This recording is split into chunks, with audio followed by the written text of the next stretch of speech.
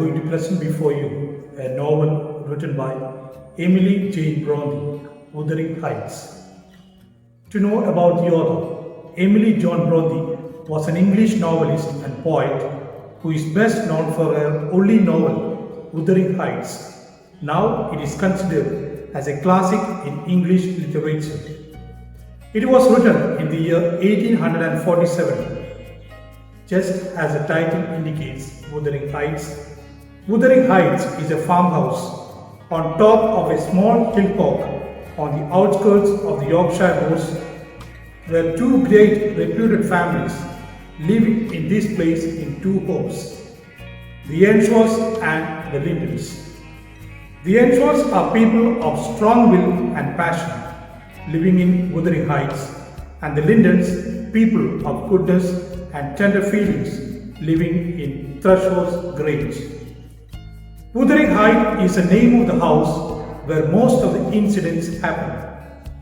There are many characters who are included in this novel, like Mr. and Mrs. Earnshaw, Catherine Earnshaw, Hindley Earnshaw, Edgar Linton, Isabella Linton, Heathcliff, in a way can be called as the protagonist of the play, who takes revenge on everyone, followed by Cathy, Linden, so on and so forth. Let me just brief you the prominent characters. Heathcliff, the anti-hero of Wuthering Heights, appears more gentrified on the surface. Heathcliff is secretly plotting revenge on the Earnshaw and Linton families.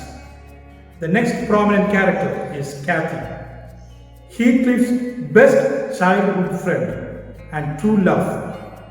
Cathy is also peevish and selfish.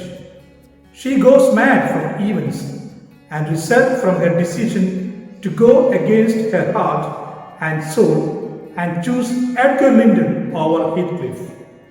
She dies very young while giving birth to her only daughter, Catherine.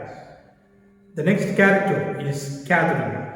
Catherine is a very kind, sweet-tempered child and young woman unlike her mother, Cathy. She lives a sheltered childhood with her father, Edgar, at the Thrushcross Grange. She falls in love instantly with her sickly, bookish cousin, Linton. Linton and Catherine marry, and Catherine is forced to care for him as Linton dies soon after. Now let us just see the synopsis of this entire novel. In the year 1801, the narrator, Mr. Lockwood, as it is given in the novel, describes his first visit to the Wuthering Heights estate located in the English countryside. Mr. Lockwood has just met his new landlord Heathcliff, owner of both Wuthering Heights and Thrushcross Grange, the estate across the moors which Mr. Lockwood has rented. Then Mr. Lockwood notices a dog and her puppies. When he pets the dog, she growls at him.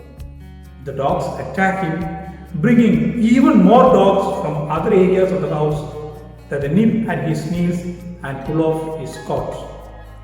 Heathcliff and the two servants, Joseph and Scylla, have to rescue Mr. Lockwood from the dogs. They make small talk about the rental property, and Mr. Lockwood mentions waiting to visit the next day. But Heathcliff does not extend an invitation. But Mr. Lockwood decides to visit anyway. Mr. Lockwood sets out across the moors towards Wuthering Heights the following day, arriving just as it begins to snow. Finding the garden gate locked, he jumps over it. Mr. Lockwood pounds on the door, but no one answers. After some time, Scylla, a servant at Wuthering Heights, leads Mr. Lockwood to a bedroom wherein Heathcliff never allows anyone to sleep in. Mr. Lockwood takes his candle into the bedroom cabinet and finds a woman's name, Catherine, etched repeatedly on the window ledge with variations on three different last names, Heathcliff, Linton and Earnshaw. He also finds Kathy's diary and some notes she has written in the margins of old books. In the diary, Kathy writes about her childhood with Heathcliff. She details her brotherly Hindley's domineering mistreatment on them. Mr. Lockwood finds out that Mrs. Dean, a servant, has lived there for 18 years and knows about Heathcliff and Kathy's past. Mr. Lockwood really wants to find out more about Kathy. Heathcliff, the main protagonist of the novel, as it is depicted in the novel, is a homeless orphan. He is brought home by Mr. Earnshaw from a trip from Liverpool. Before he leaves for his trip, Mr. Earnshaw asks his children, Kathy and Hindley, what gifts they would like him to bring back from Liverpool. Kathy asks for a whip and Hindley wants a fiddle.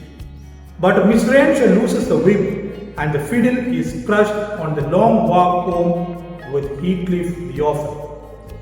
Kathy and Hindley, disappointed at losing their gifts, and treat Heathcliff badly, even spitting on him. But Kathy eventually becomes friendly with him and he becomes Mr. Earnshaw's the honor's favorite. Then she recalls when Mr. Earnshaw brought two horses, one for Hindley and one for Heathcliff. Heathcliff picks the handsomest, but when it falls lame, he demands Hindley's horse. Hindley refuses to give. As a result, Heathcliff picks a fight, provoking Hindley to violence so he can use his bruises as a proof to make Mr. Earnshaw beat Hindley. So the sign of vengeance between Heathcliff and Hindley is visible right from the childhood. As the time proceeds, Hindley leaves for college for his studies and Heathcliff remains with Mr. Earnshaw. In the meantime, Miss Earnshaw falls sick and almost nearing to the death. Hindley returns from college for Mr. Earnshaw's funeral, surprisingly by bringing home a wife named Frances Earnshaw. But Hindley's wife dislikes Heathcliff and fails to have a good relationship with Kathy, the sister. Hindley, more conscious of status than ever, becomes tyrannical, depriving Heathcliff of further education and forcing him to become a servant working on the estate's farm. Kathy and Heathcliff used to sneak out in the moors every day for enjoyment and pleasure. One night, Hindley locks Kathy and Heathcliff out of the house as punishment for staying out too long. Mrs. Dean waits up for both of them, but Heathcliff returns alone. Earlier, Heathcliff and Kathy raced across the moors to spy on their neighbours, the Lintons, at Thrushcross Grange. As I look through a window, curious to see how Edgar and Isabella, the two children, the Linton children, who live there. Edgar and Isabella, who are in the middle of a fight over a puppy, practically pulling it apart between them, are disturbed by their parents. Mr. Linton lets out a bulldog and it bites Kathy on the ankle. The servant calls the dog off and brings Heathcliff and Kathy into the house. Mr. Linton at first thinks Heathcliff is a thief coming to rob him on a rent day. Mrs. Linton recognizes Kathy and then remembers Mr. Earnshaw adopted Heathcliff. Since the Lintons dislike Heathcliff and force him to return to Wuthering Heights without Kathy. Catherine stayed at the Grange for 5 weeks and came home dressed, acting like a proper young lady, to the delight of Hindley and his wife and to Heathcliff's sorrow. He felt as though she had moved beyond him. Over the next few years, Catherine struggled to both maintain her relationship with Heathcliff and socialize with the elegant Linton children. Naturally, it hurts Heathcliff a lot. Francis gave birth to a son, Hareton, and soon died of tuberculosis. Hindley gets addicted to alcoholism, and the household fell into chaos. Heathcliff was harshly treated. In the meantime, Edgar Linton fell in love with Catherine, who was attracted by his wealth and gentle manners, although she loved Heathcliff much more seriously. Edgar and Catherine became engaged, and Heathcliff ran away. But Catherine fell ill after looking for Heathcliff all night in a storm and went to the Grange to get better. The Linton parents caught her fever and died of it. Edgar and Catherine were married when she was 18 or 19. They lived fairly harmoniously together for almost a year. Then Heathcliff returned. He had mysteriously acquired gentlemanly manners, education, and some money. Catherine was overjoyed to see him. Edgar considerably less so. Heathcliff stayed at Wuthering Heights, where he gradually gained financial control by paying Hindley's gambling debts. Heathcliff's relationship with the Linton household became more and more strained as Edgar grew extremely unhappy with Heathcliff's relationship with Catherine. Finally, there was a violent quarrel. Heathcliff left the Grange to avoid being thrown out by Edgar's servants. Catherine shut herself in her room for several days. In the meantime, Heathcliff eloped with Isabella, who was struck by his romantic appearance, by a way of revenge on Edgar. Edgar could not forgive Isabella's betrayal of him and did not try to stop the marriage. Catherine became extremely ill, feverish, and delirious, and nearly died, though she was carefully tended by Edgar. But she was able to discover her condition and felt better. A few months later, Catherine again became still ill and became very delicate and looked as though she would probably die.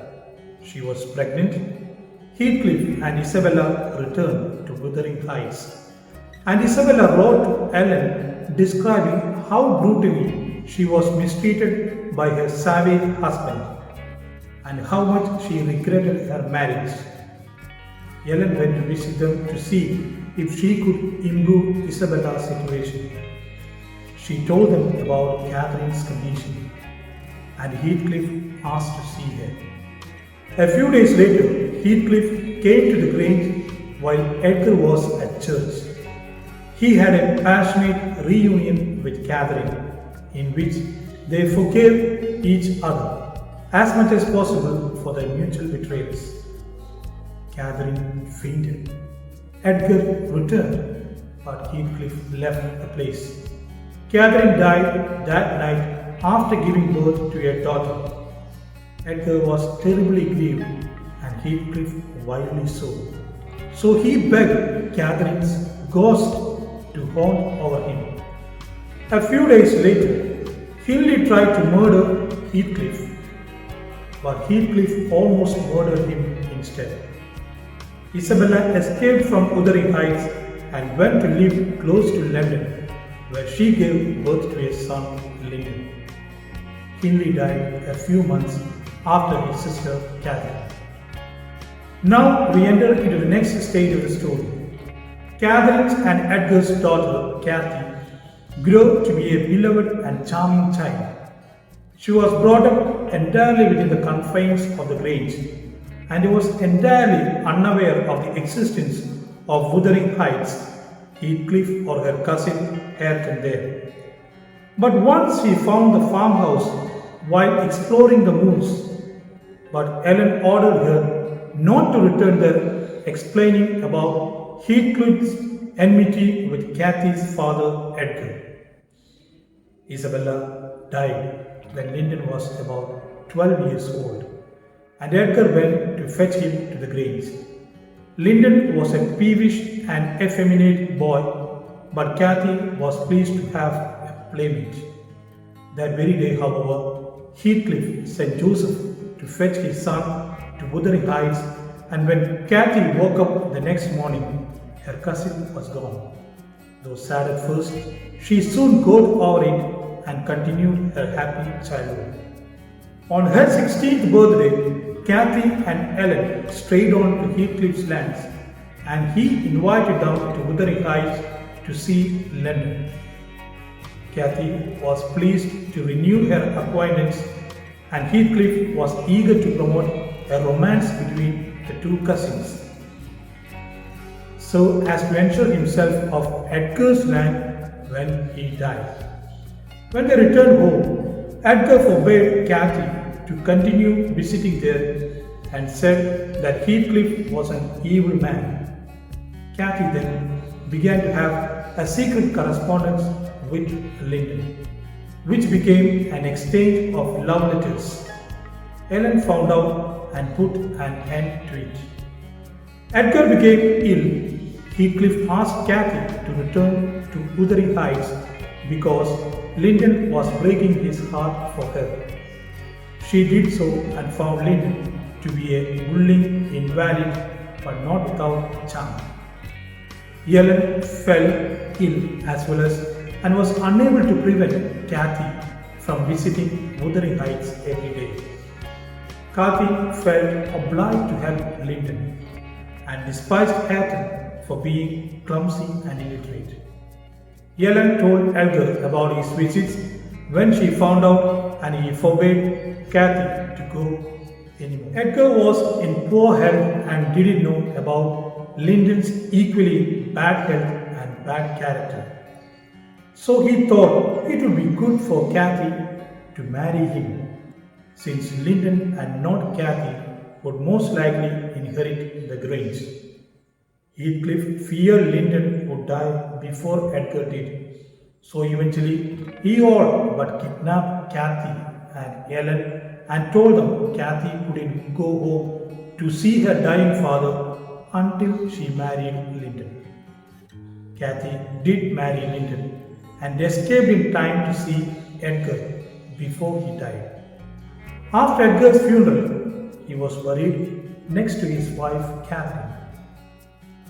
Heathcliff fetched Cathy to Wuthering Heights to take care of Linton, who was dying, and to free up the grave so he could not rent it out. Heathcliff told Helen that he was still obsessed by his beloved Catherine and had gone to gaze at her long dead body when her coffin was uncovered by digging of Edgar's grave. Cathy had to care for Linton alone, and when he died, she maintained an unfriendly attitude to the household. As time passed, however, she became lonely enough to seek Hareton's company and began teaching him to read. This is around the time of Lockwood's time at the Grange. He leaves the area for several months, and when he returns, he learns that while he was gone, Heathcliff began to act more and more strangely and became incapable of concentrating on the world around him, as though Catherine's ghost would not let him. He all but stopped eating and sleeping, and Ellen found him dead one morning with a savage smile on his face. Heathcliff was buried next to Catherine as he had wished. Hareton grieved for him, but was too happy with the younger Cathy to be inconsolable. When the novel ends, Hareton and Cathy plan to marry and move to the grave.